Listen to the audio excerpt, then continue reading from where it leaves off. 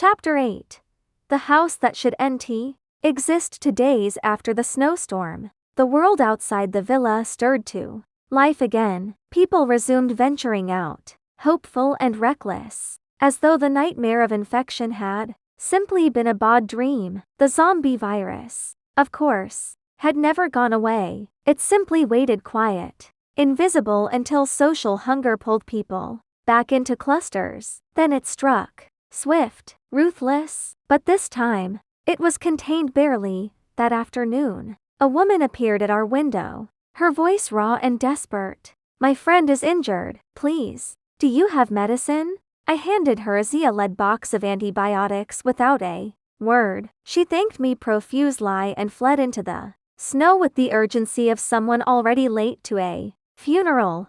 "She smells rotten," I said quietly to Kate, who was standing beside me. "She's close to turning." We both watched her receding figure dissolve into the whiteness. Minutes later, the storm broke not of snow, but of violence. A group of SC Avengers intercepted her. There was yelling, shoving, then the dull thud of a club hitting flesh. She dropped. The medicine vanished into their bags. But death did not claim her. She rose, not as a woman, but as something faster, stronger. Wrong. She tore into them, blood spraying across the snow like red ink on paper. 4 grown men, a mere snack. The screams didn't last long, only the tearing. Then came the knocking. A man and woman, breathless and wild-eyed, pounded at our reinforced window. Kate hesitated, but they pushed past her, climbing inside. The man yanked the metal shutters shut,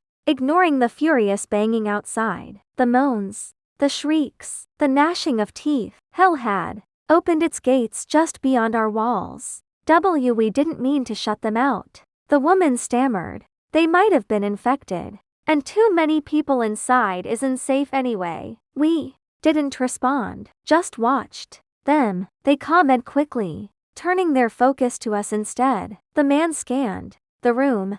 "What the hell is this place? Looks like a murder scene." "For insulation," Kate said evenly, gesturing at the layered plastic sheeting. He offed.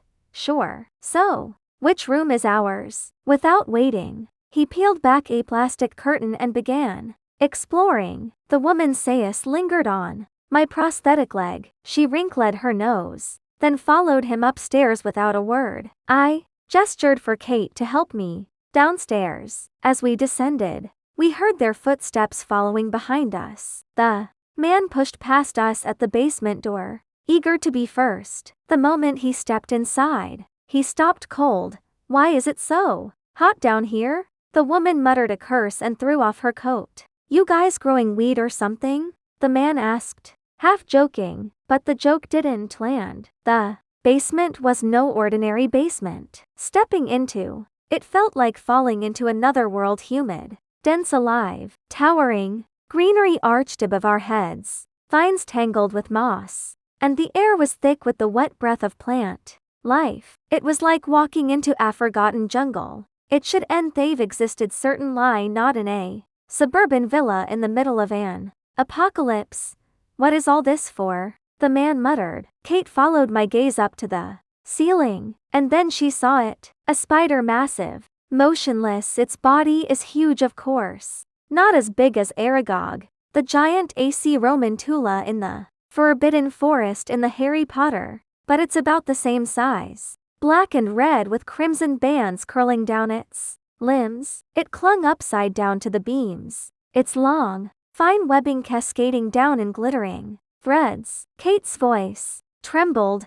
What is that? You still keep this thing?" "She's family. And this is Apperson, my sister Tessa. She's a very picky eater." I deliberately watched her face. Kate paused and stumbled back, hiding behind me. A pair of pale cocoons now hung from the ceiling, freshly spun. The guests were still wrapped, silent, gone. That's where all the others had gone. Not missing, not dead, preserved. Kate finally understood why those people had vanished without a trace. They had been silently hung in the basement, wrapped like lambs to be slaughtered. The spider is a person. She saw very picky eater. Kate's breath hitched. Her knees buckled. Kate could end hold on any longer. Her eyes went dark, and she fainted from fear. It was Kate's fault. Anyone seeing this would have felt despair. I didn't blame her. The giant black spider with red